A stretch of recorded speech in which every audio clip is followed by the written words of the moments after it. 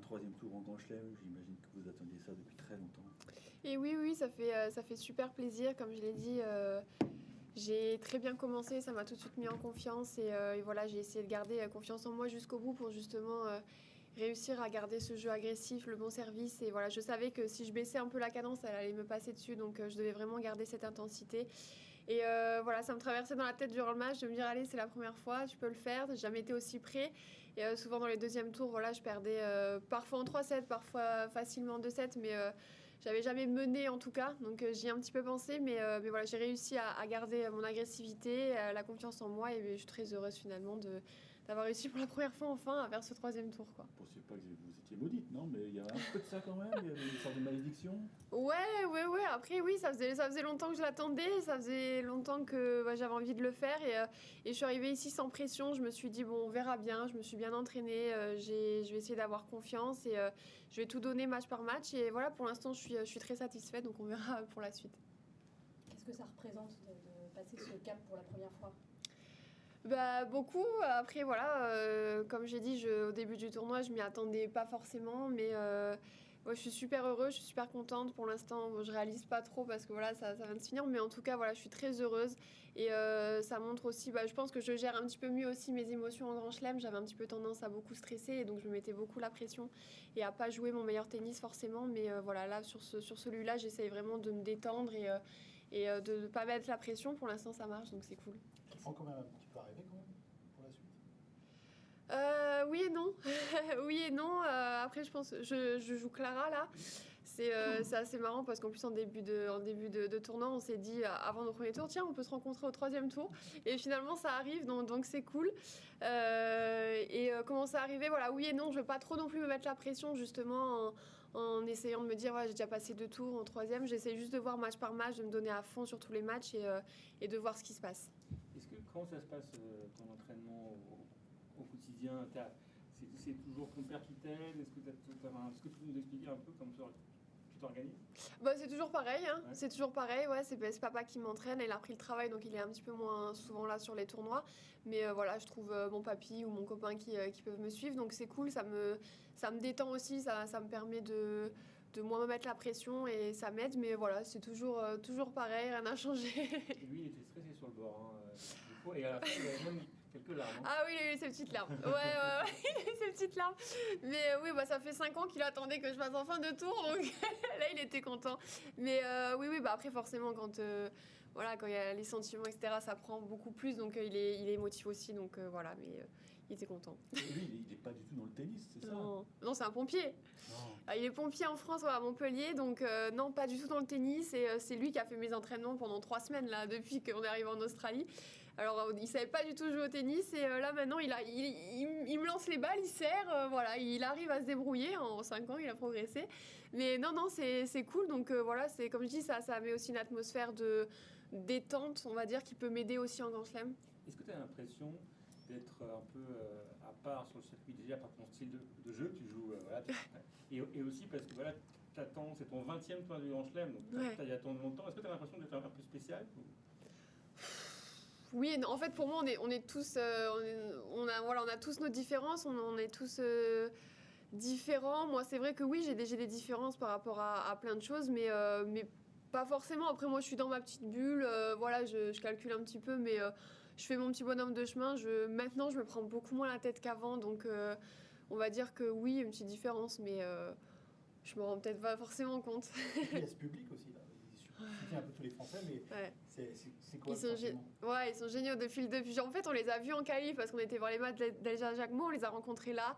Et voilà, depuis, ils sont juste géniaux. Ça aide quand on est dans le dur. Vraiment, ça met un petit bout, ça remet confiance en soi. Et puis, on se dit que voilà, on a aussi envie de leur faire plaisir, de transmettre des émotions. Donc, il y a vraiment un partage. Et depuis le début du tournoi, vraiment, moi, ça m'aide. Ça m'aide beaucoup. Et voilà, on a même l'impression d'être à Roland, quoi. Je me suis dit, quand je joue une italienne, il va y avoir beaucoup d'Italiens. Et finalement, on n'entendait que les Français. C'était vraiment juste génial, quoi. Merci beaucoup. Est-ce que le fait d'être autour de la 100e place depuis un moment, est-ce que c'est quelque chose auquel tu penses et tu te dis qu'il est encore temps de progresser et d'aller jusqu'où, quoi? Ouais, bah après, c'est vrai qu'avant, je me mettais beaucoup la pression justement au niveau du classement, au niveau de ça. Et maintenant, j'essaye juste en fait de moins me prendre la tête, d'être plus détendue. Et puis avec l'âge aussi, vu que je vieillis un petit peu, je suis plus mature dans le sens où voilà, je me mets vraiment moins la pression. Et mon premier objectif déjà, c'est de rentrer dans les tableaux de Grand Chelem. Donc je me dis voilà, d'être top 100. Et puis là, je me suis dit, bah, j'y suis, donc je vais me donner à fond. J'essaye de me donner à fond. Et le fait de moins me mettre la pression, d'avoir moins d'attente envers moi-même, je trouve que ça me fait un petit peu mieux jouer. Il y a un petit parallèle à faire avec Clara qui elle aussi s'entraîne avec son copain. Vous êtes proches, je sais pas. Et qu'est-ce que tu penses de son jeu? C'est une fille qui aime bien tricoter la balle. À mon avis, tu dois pas aimer ça. Hein. On est deux inverses. Voilà, moi c'est plus la puissance et finir les coups assez rapidement. Et Clara, ça va plus être de l'araignée, rentrer dans la tête, de tricoter, de un peu faire déjouer justement le genre de jeu comme moi.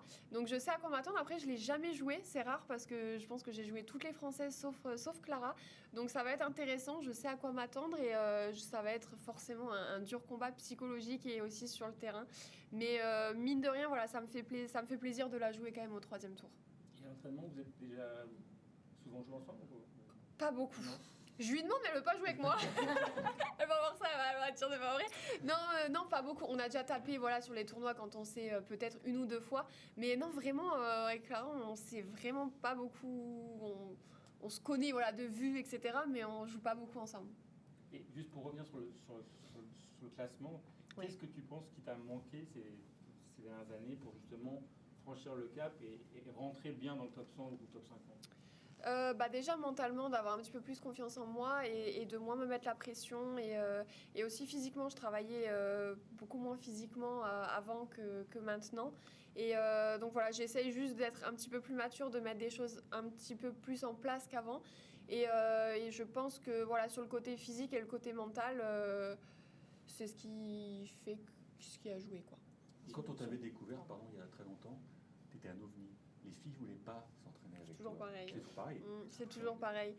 Bah oui, après je peux comprendre parce que quand on s'entraîne, bah, on a envie d'être réglé, on a envie vraiment de. Alors maintenant ça va mieux parce que j'arrive, voilà, mais toujours voilà, j'arrive mieux maintenant à trouver des partenaires, mais c'est vrai que je prends souvent des sparring parce que après les filles je les comprends. J'ai un jeu où même quand je suis à l'entraînement, j'essaie forcément de reproduire ce que je fais en match, donc je vais pas tenir la balle 10 ans. Et forcément les filles n'aiment pas, mais c'est toujours pareil. J'ai juste une question pour savoir si tes problèmes que tu avais dans le temps à l'oreille, c'est complètement réglé ou Oui, c'est réglé. Alors de temps en temps, et des petits encore de temps en temps, mais après on a identifié, voilà, j'ai réglé ça et bon, c'est un petit peu mieux, ça fait du bien quoi. C'est plus détendu aussi par rapport à ça. Et juste pour savoir, ton copain, Oui. il a quel niveau de tennis? Au tennis, Oui. je pense qu'il est non classé, mais il a une technique où il arrive à m'envoyer les balles comme Le panier, quoi. un coach, ouais. Alors il fait comme ça là et il sert à, je pense, Il fait pas 150. d'échange avec toi? Non, Non. c'est que du panier, mais ça marche. Alors pour l'instant. Tu te rends compte de ce que tu nous racontes là? C'est incroyable. Après, c'est pas lui qui m'entraîne au quotidien, c'est papa. Mais voilà, là, en tout cas, sur l'Australie, on s'est débrouillé comme on pouvait. Mais comme je dis, je pense que moi, quand je gère mes émotions, je joue bien. Et je pense que voilà, justement, avoir ce côté détendu où je me prends pas la tête parce que finalement, j'ai pas non plus beaucoup d'attentes. Je pense que ça marche plus que. C'est plus dans le psychologique que dans le tennistique pour moi. Mais là, j'étais au bord du cours et je me suis mis à ta place. Le cœur, il battait fort sur le match là? Le cœur, il allait sortir. Ah, le cœur, il allait sortir. Parce qu'en fait, je me suis dit, faut que je fasse un ace parce que au fond, je sais pas ce que je vais faire, quoi. Donc, je me suis vraiment concentrée à faire mon ace et je me suis dit, bon, je vais aller l'extérieur, on verra ce que ça donne. Et en fait, quand je l'ai vu partir, il y a eu 5 secondes où je me suis dit, elle l'a vraiment pas remise, genre ça y est, c'est fini. J'ai vraiment eu du mal à y croire, mais ouais, le cœur, il bat. Mais même depuis un moment avant, il battait. Hein, depuis que ça commençait à se serrer, ça battait.